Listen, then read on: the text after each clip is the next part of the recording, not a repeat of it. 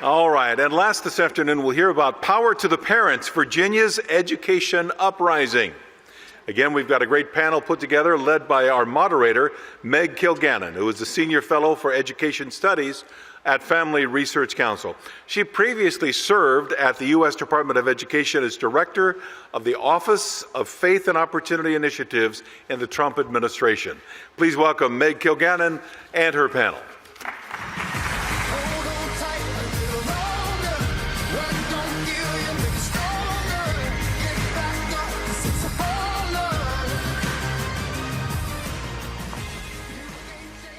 Good afternoon, everyone. It's been a great day, and we heard about some parent fighters, and we're about to hear from some teachers who have stood up for truth.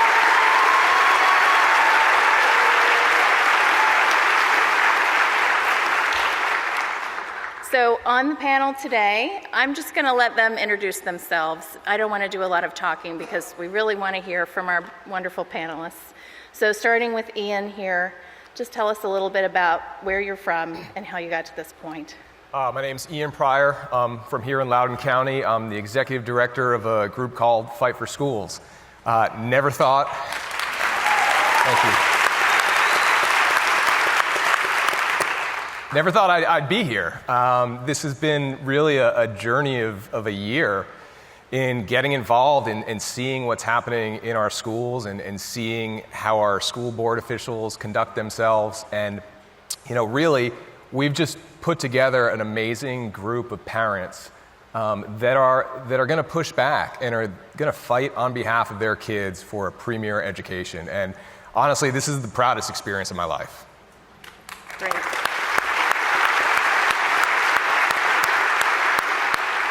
Tanner? Hi, folks. Thanks for coming out. My name's Tanner Cross. I agree with Ian that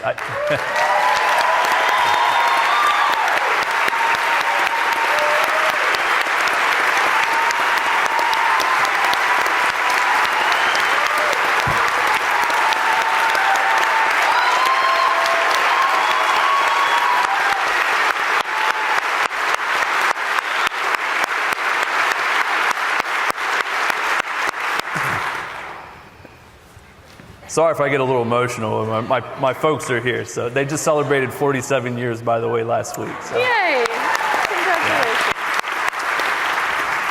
Congratulations. Would not be here without the strong foundations of Christ that my parents instilled in me, and I'm so thankful for them. Again, I'm Tanner Cross. I teach Leesburg Elementary. It's an honor and a privilege to not only serve God, but serve this community. And we're going to fight the whole way and see it through and fight the good fight. So thanks for coming.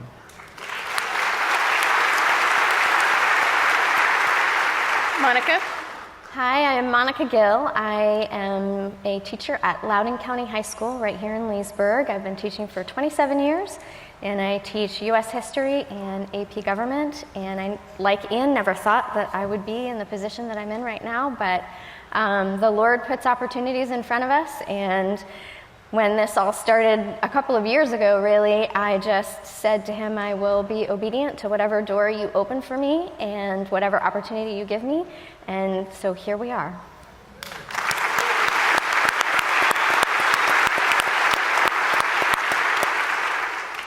I'm Tyson Langhofer. I'm Senior Counsel with Alliance Defending Freedom, and I'm the Director of the Center for Academic Freedom, and I have the privilege and honor of representing Kim and Tanner and Monica in their lawsuit against Loudoun County Schools.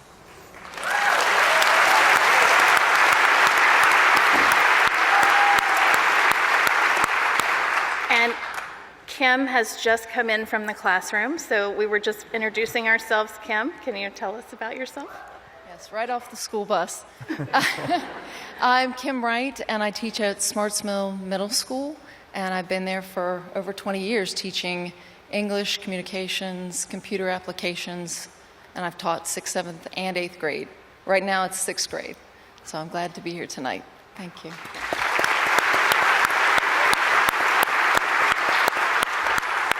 Well, I think that we have a clip of that amazing speech Tanner made at the school board. I know I can't ever get enough of that, watching that clip. So if we have that to run, I think we should just run it to get us in the mood.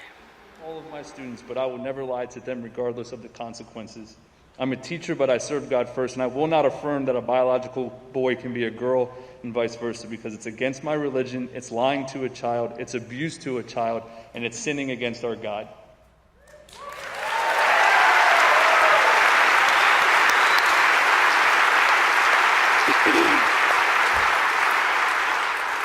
So Tanner, knowing everything that's happened since that fateful night at the school board meeting, would you do it all over again the same way? I would do it over again. I would do it 1,000 times over again.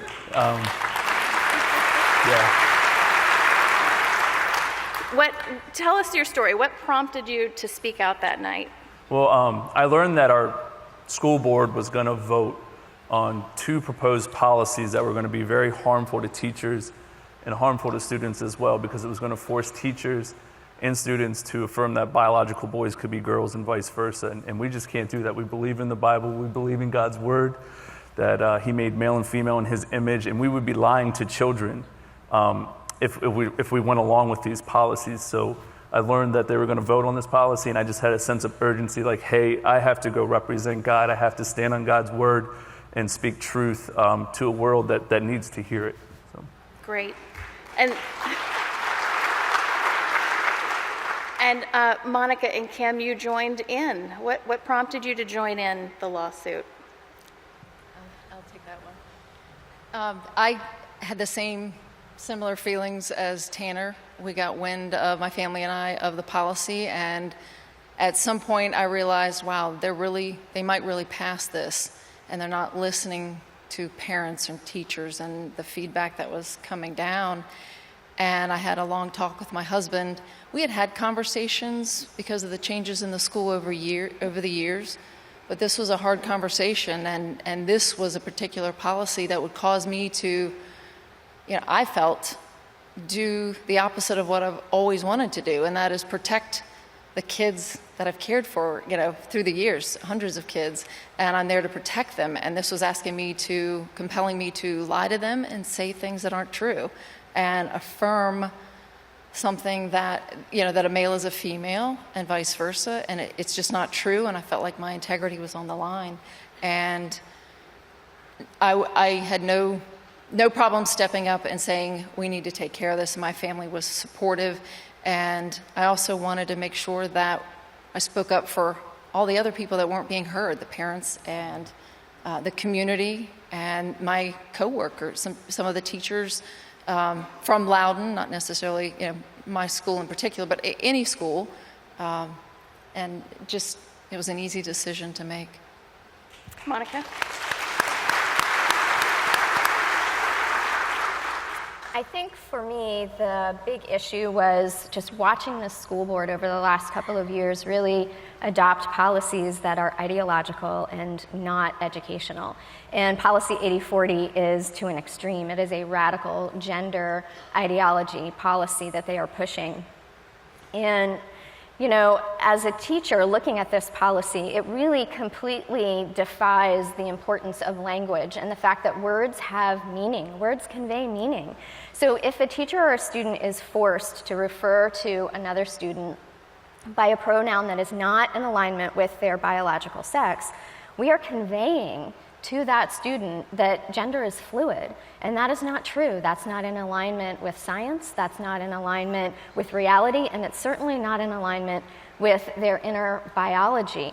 And as a teacher who has had many transgender students over the years, I have watched, and what I'm really seeing with these kids is they're in rebellion, and they're not just in rebellion against the pronoun that has been assigned to them.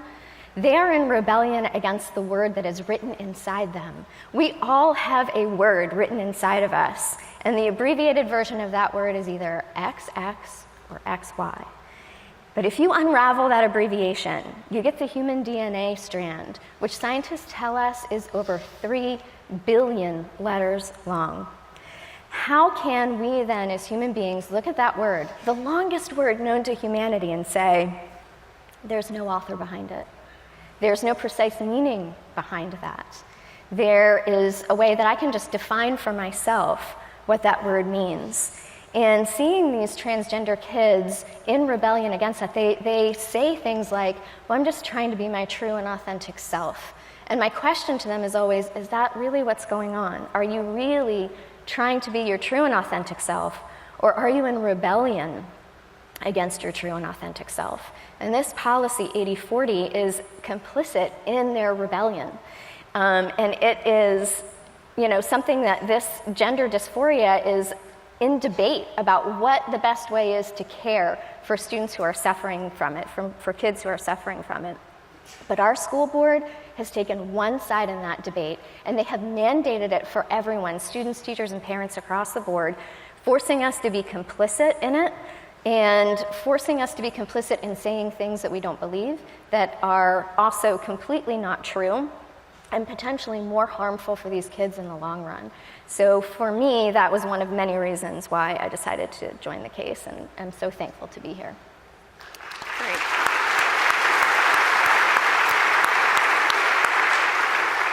So I want to get to the state of the lawsuit and to the state of some of the local politics in just a minute, but while we're sort of focused on the teachers, I'd really like to know from each of you, why did you go into teaching as your profession? Tanner, maybe you could go first.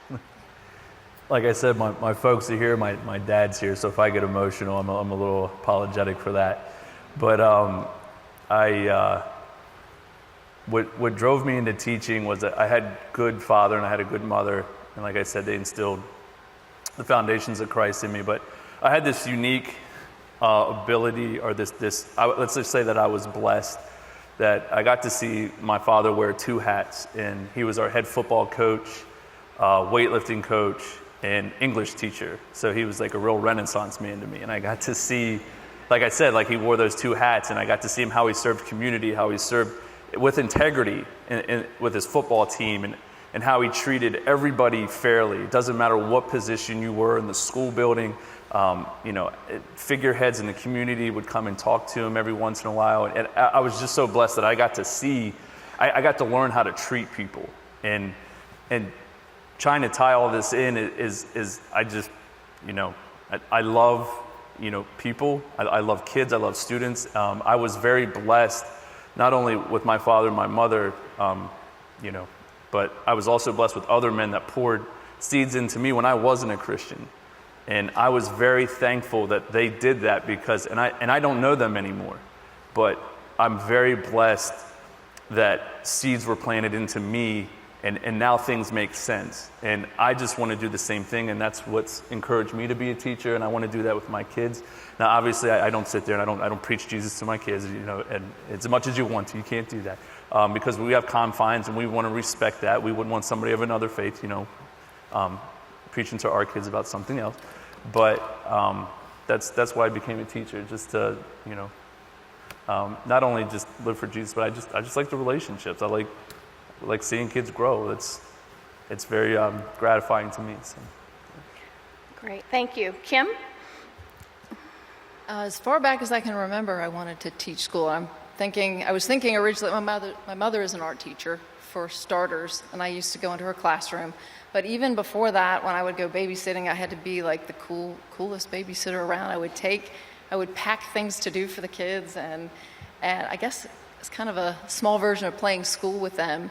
And I just enjoyed the interactions, and I always knew I wanted to be a teacher. I tried to be an art teacher for a while, but that didn't work out, and I realized I could use my creative endeavors in other ways and other subjects, and fell in love with English, teaching that subject. And while I was student teaching, I also fell in love with middle schoolers, and I know some of you are thinking, middle school? They're so much fun, and it's never boring, and I absolutely love that about my job. Monica? Well, I was that kid who always loved school and always loved all their teachers, and like Kim, I actually played school often. My mom can vouch for the fact that I made my brothers like sit down and actually do work, and I would grade it, which is why I think they didn't like school. But I just always loved school and loved teaching. And then when I was in middle school, I was inspired by one of my social studies teachers, and she just lit a fire in me for loving history. And from there, she encouraged me, actually my senior year of high school, to do an internship where for a semester I actually student taught with her, which is a very unique opportunity. And she wrote my college recommendation to get me off into the education program at University of Maryland.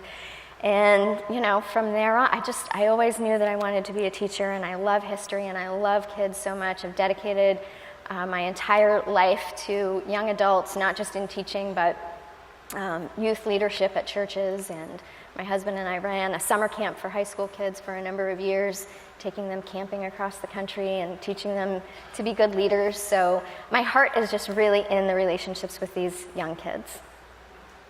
Beautiful.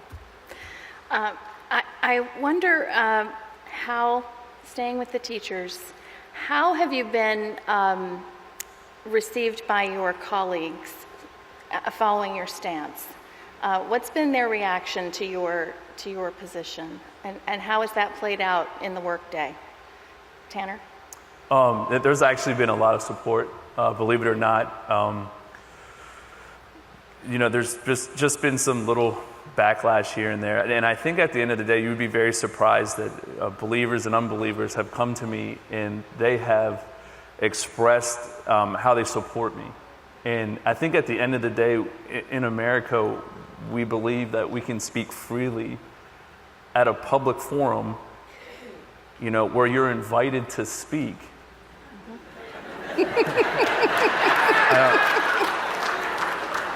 And I'm not trying to be funny, but it naturally is, because you're invited to come speak, and you really are concerned about kids and the health of kids. And I'm a health and PE teacher, so to go back to your question, I get off a little bit sometimes, folks, sorry. But I get excited. Your colleagues. You're calling. I'm sorry. I'll say that again. Your colleagues. My colleagues. Yeah. So poor Tyson has to sit through all this stuff with me, but I apologize. But to be honest, it's been very loving, very little backlash, and at the end of the day, a lot of folks agree with what we're doing up here, and they really believe in the freedom of speech and freedom of religion. So, Monica? I would echo the same. I have had, a little backlash here and there. Probably a few colleagues who I would say are maybe a little chillier towards me than they used to be, but in general, they have been very, more than civil. And I have certainly had a lot of support from many of my colleagues who have just come quietly and said, "Thank you for standing up. I appreciate what you're doing. I respect what you're doing. Keep fighting the good fight." They don't feel like they can speak up, so they say thank you for being our voice. And so that is very encouraging to have their voices there to say, we're here to support you. And I've even had some come and say, hey, I just want you to know we don't see eye to eye on these things, but I respect you standing up and speaking up and doing it well. So, Great. Kim? My situation, my school is probably a little more left-leaning, and I know at the beginning of the year it was very quiet, and but everyone's very professional, and at the end of the day, we're all there for the kids, and people have been very respectful. And the thing that's been really a blessing for me is that not a week has gone by where somebody hasn't come in to my room, or in school, or sometimes out of school. I've run into somebody or whatever where they've said thank you and we support you, and thank goodness that somebody's standing up for this, because it's not sitting well with so many people. I think a lot of parents felt this way too, that there was a lack of conversation in the body at the school board level, right? There was little conversation going on there among the elected folks. And so your example of demonstrating a different viewpoint that is still loving and compassionate and valid was very much needed in that moment. And I can't resist picking up, Ian, on Tanner's invited to speak moment in his previous remarks. There's been some news about parents speaking at school board meetings, and maybe we're about to be uninvited, I'm not sure, but can you speak into that issue of the Department of Justice? Sure. So, I worked at the Department of Justice in 2017 and 2018 as the Deputy Director of Public Affairs. And it was right around Charlottesville where I had a lot of conversations with the media because they wanted to know, well, what does it mean when the Attorney General says that this is an act of domestic terrorism? And it's very different than international terrorism, where the State Department makes a list of terrorist organizations, and that allows you to prosecute those cases under terrorism statutes. But there is no domestic terrorism statute. And the reason why is because it involves the United States. And a lot of the actions and activities that could be potentially covered by that are covered by hate crime statutes or civil rights statutes or just general criminal statutes. The reason why there's never been a domestic terrorism statute is because of its susceptibility to be abused, to label political enemies as domestic terrorists. And of course, the back and forth was, well, that's just a hypothetical. Well, it doesn't look like a hypothetical anymore now, does it? And as you saw, the National School Board Association sent a letter to the Department of Justice last week asking for the Justice Department to look at parents across the country speaking out at school board meetings using the powers under domestic terror investigation tools. And the Justice Department complied and immediately sent out a memo from the Attorney General saying that they would do this. Now, first of all, if there is violence at a school board, that is absolutely unacceptable, but it's also a local issue. The rest of what they're talking about, intimidation, harassment, well, what is that? What is harassment? Is that a snarky tweet or Facebook post? What's intimidation? Is that raising your voice at a school board meeting or protesting outside? The bottom line is this has a chilling effect. People are going to wonder, if I raise my voice, as Keisha said earlier, is the FBI going to be showing up at my door? It is frightening. But parents aren't going to stop because at the end of the day, they're parents. And their children are their first and most important responsibility. And so the federal government is not going to cower us with these kind of tactics and, quite frankly, ploys. We're going to keep standing up, and we're going to keep exercising our rights to get results and get accountability.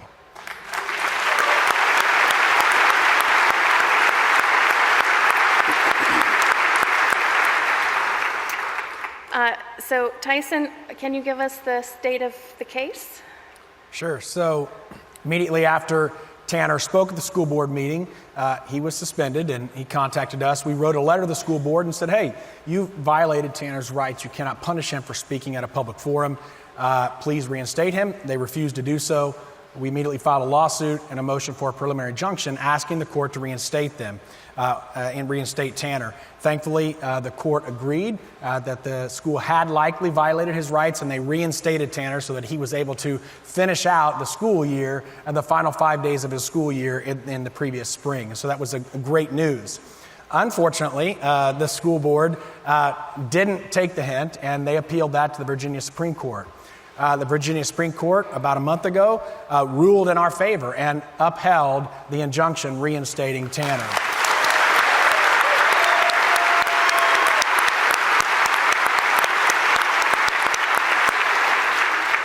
But again, good news then bad news, good news then bad news. The school, didn't listen to the many parents and teachers that were voicing concerns over this policy, and they actually enacted the policy.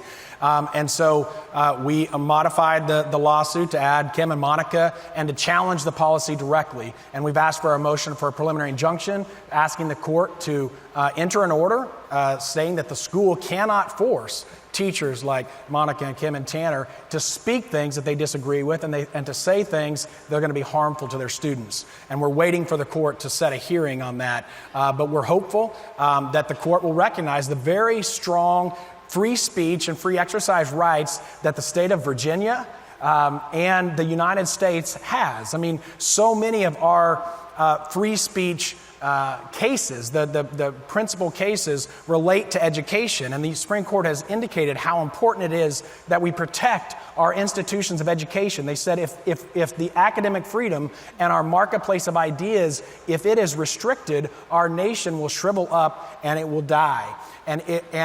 So we cannot do that. We must protect the rights of teachers that are willing to stand up and say, I'm not going to speak untruth to my students. And so we're hopeful that the court will recognize those rights and uphold the rights of all teachers. This isn't just for people that believe the same things that Tanner, Monica, and Kim believe. This is for all teachers, and it's for all parents, and it's for all students to say that the government cannot censor us simply because they don't agree with our viewpoints.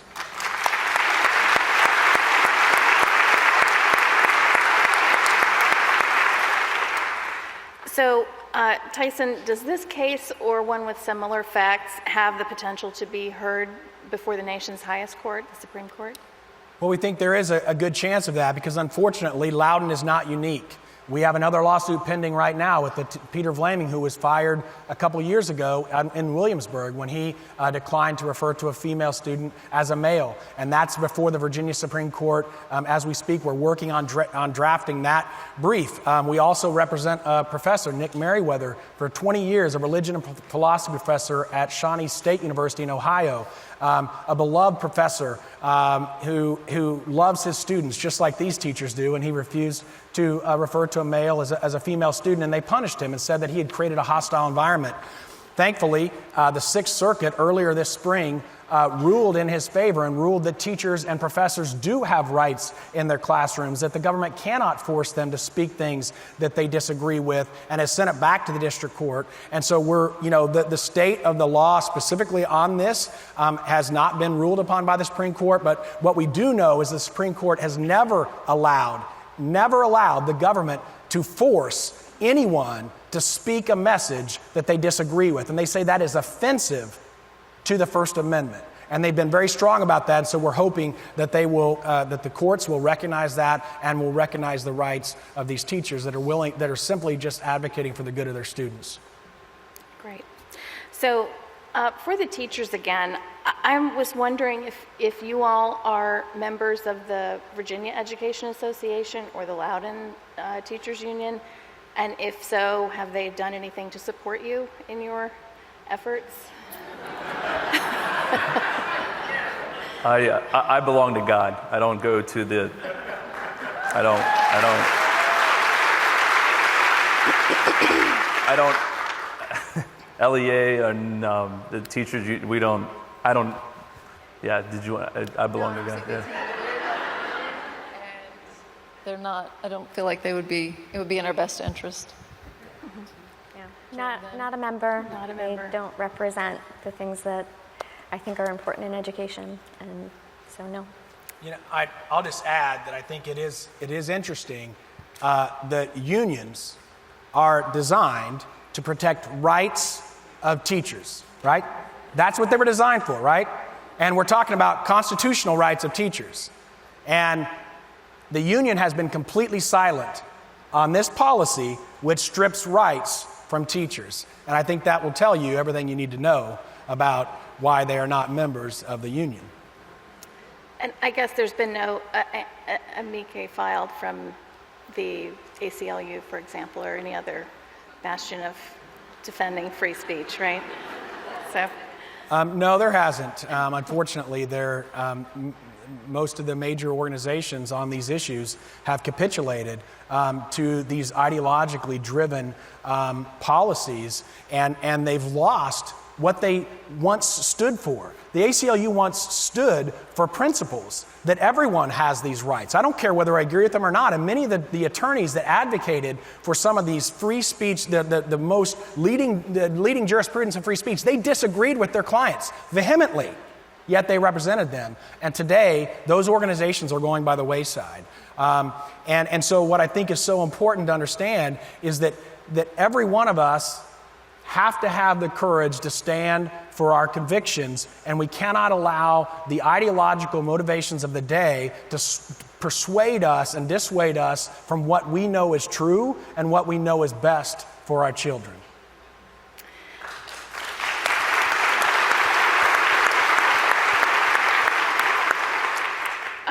It's clear that the support that you have in your faith community is strong, and I know that the support that you have among many parents in Loudoun County is also very strong. And Ian has done a tremendous amount of work trying to free up some spots on the school board in Loudoun County.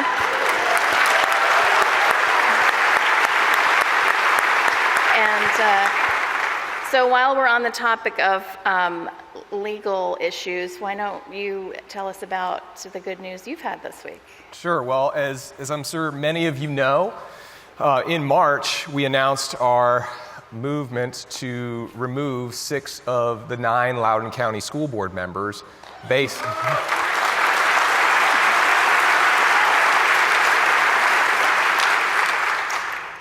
And those petitions and this action, to be clear, is not about their policies, which I vehemently disagree with, but it's about their activities and their inactivity as school board members.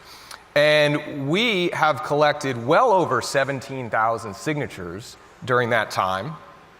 We filed our first case against Leesburg Representative Beth Bartz in August.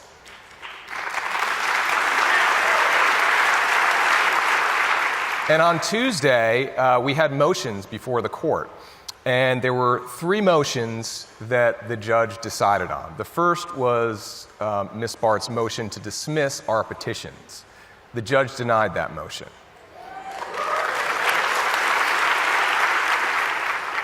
The second was Fight for Schools' motion to intervene as a party in the case, to have a seat at the table in this case, because we certainly don't get one at the school board. The judge granted that motion.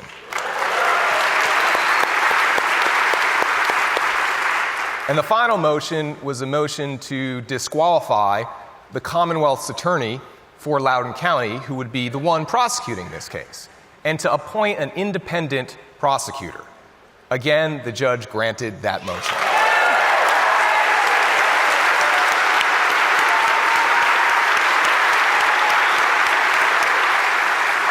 So now we will go to the discovery phase and presumably trial.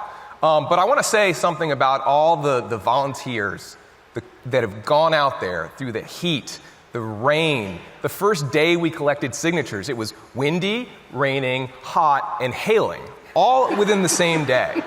And, you know, they have just done such great work, as have other people that go to school boards, school board meetings, that have signed the petitions, that have attended rallies, that have held events. And we all have different things to do in life. We all have jobs. And, you know, you might be a lawyer, or you might be a teacher, or you might be in the tech industry, or you might be a doctor. But here's the thing. You're all in the hero biz now.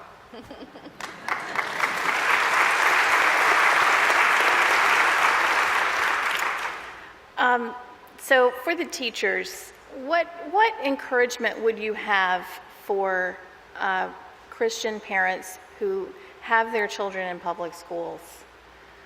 What would you say? What would you say to them? For Christian parents in public schools, I would encourage them that make your kids knowledgeable that they have more First Amendment rights than anybody in their schools, and to be bold, but graceful and loving with their classmates, and be the example that we want to be. And we have the ultimate example of Christ, obviously. But again, I would encourage parents to just, tell your kids to be bold, graceful, and loving, and be an example of Christ. Don't be afraid of consequences. Don't be fearful. And parents, we've got to be examples of that. We really do. Kim? I would say I agree with everything that Tanner has said, and I would add just the faith over fear especially. Don't be afraid to speak up if you see something that concerns you. Be an active parent, be a praying parent, pray over your children. Every day, their friends at school, they are really being bombarded, I'll be honest, from every direction in the public school system, from the signs that say this is a safe place to come out to the books that the kids are offered, really everything. So just be aware that they are being exposed to this, and just open conversations. And I think just the most powerful thing is to keep praying. I would say, echoing both Kim and Tanner, that the most important thing is for you to be an active and involved parent. I'm sure you are, you're here. So that is first and foremost, and having those open and honest conversations. So I'm a teacher, I'm going to give you a resource. That's what teachers do. Here's your resource. I would get the book Mama Bear Apologetics, whether you're a mama bear or a daddy bear. Some of you know it. It is an amazing tool for you and for your family for engaging your kids in this cultural battle. The truth is that this battle is not just ours as the adults. Our kids are in this fight too, whether we like it or not, and they need to be equipped to do battle with bad ideas. And so that book is an excellent resource if you're looking for something to really help you get grounded and to be actively pursuing those conversations with your kids. And I would just say this as an encouragement too. There are Christian teachers in the public schools where your kids go to school. Most of us are, we're pretty open about our faith, particularly with our students. And so tell your kids to seek out the teachers who they know are Christians and to go to them. They will find support from us. Every kid I know who is a Christian or comes to me and says, I'm a Christian too, say, my door is always open. You need anything, whether it's a prayer or a hug or just a listening ear or just want to come by, you come. My door is open for you because we are brothers and sisters in Christ.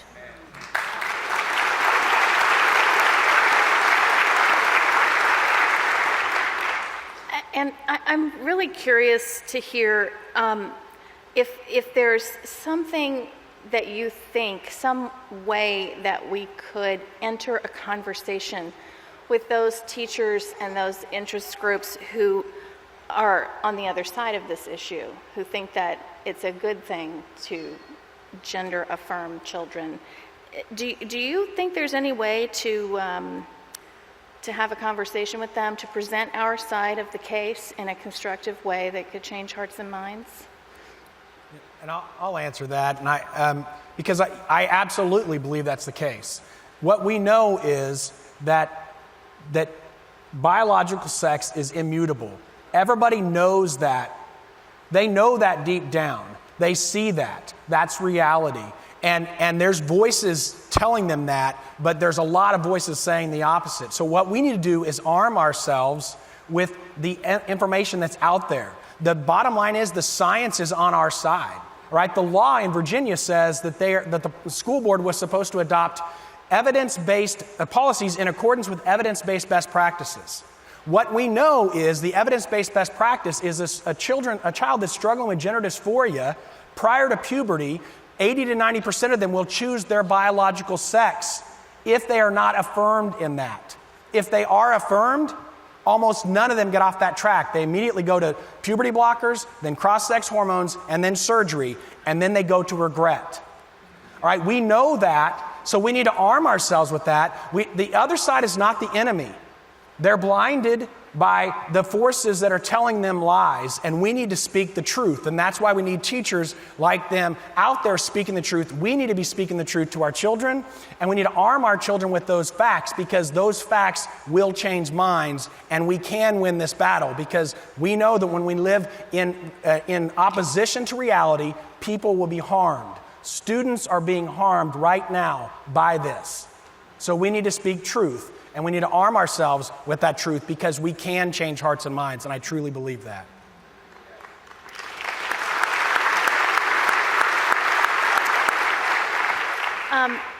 For our teachers, have you been through any of the professional development that's going to come as a result of the adoption of the policy by Loudoun County on gender identity? Has that started yet? Have you had it previously? Kim? I got an email this week saying I needed to take care of that. So it's coming. I'm not sure when the due date is on that. But I also saw that there's a second part to the training, so I haven't had a chance to look through that. But once you finish part 1, there's going to be part 2. And it said something to the effect of speak up. So I don't know what that's going to encourage. But yes, I believe we will have to go through the training at some level, as long as we don't have to say that we're going to comply with it, because I'm not. So, Tanner?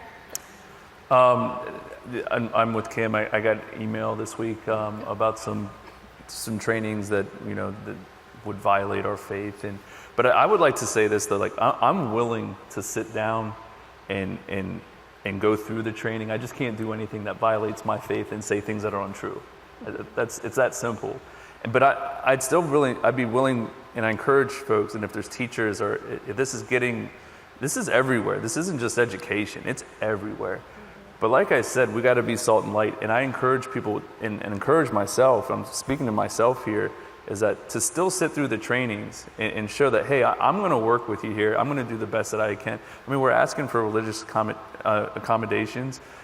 We need to show people the love of Christ and that we still care about everybody regardless of who they are. I'm still going to sit through the training, and I'm still going to, be a good example to my school, because I still love my coworkers and my peers, and I'm going to, show them I want to be there for them, and I want to be there for the school culture. I'll just add on there that, just to be very clear of the accommodation we're requesting, it's a very narrow accommodation. Every one of these teachers here are willing to refer to a student with any name that they want.